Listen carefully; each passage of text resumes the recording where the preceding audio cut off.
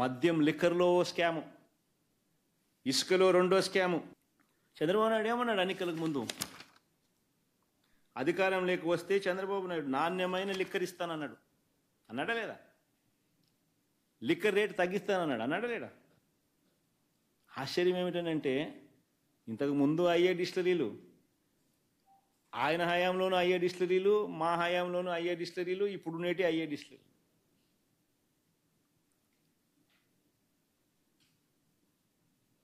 ఈరోజు చంద్రబాబు నాయుడు ఏం చేస్తా ఉన్నాడు?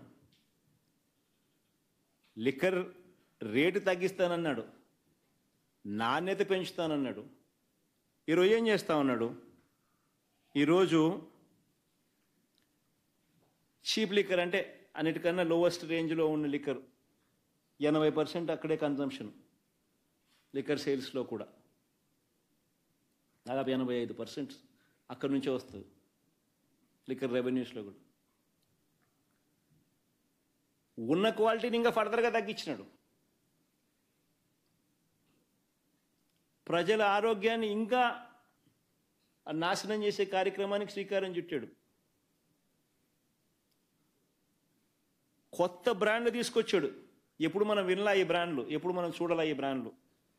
సూమో క్లాసిక్ విస్కీ, ఒకసారి బ్రాండ్ కూడా పేర్లు చూపించమో సరే, అసెంబ్లీలో ఆయనంత ఆలే సమాధానం అని చెప్పినాడు. Bengaluru whisky, Royal Lancer whisky, Tropicana వీసాప్ brandy, short whisky, brandy 99, Kerala malted fine whisky. ఇవన్నీ తీసుకొచ్చినాడు. ఆశ్చర్యం ఏమిటనంటే ఇవన్నీ 99 రూపాయలే అని చెప్తాడు.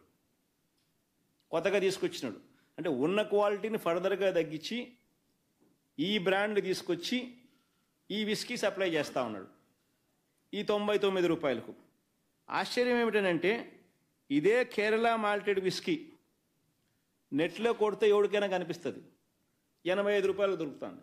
ఈడ మాత్రం 99.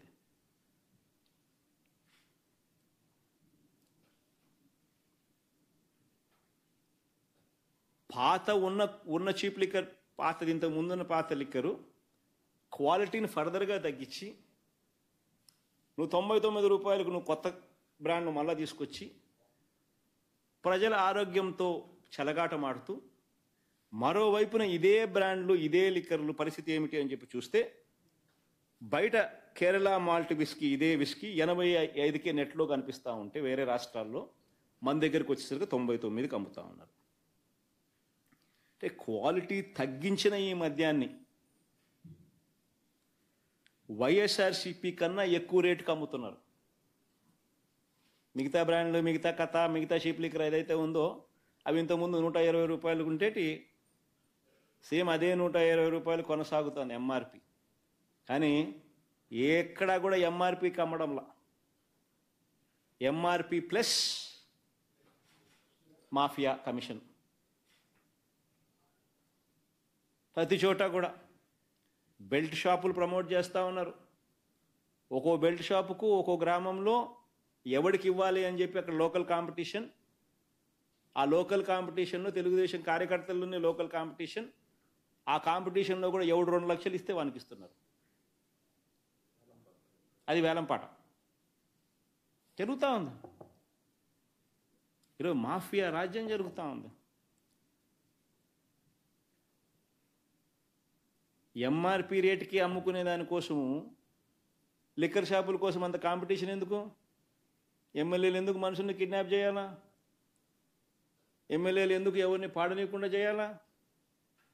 వేరే వాళ్ళు ఎవడు వచ్చినా కూడా వాళ్ళు ఎందుకు షాపులు నడుపుకోలేని పరిస్థితిలోకి వాళ్ళని ఎందుకు నెట్టేయాలా?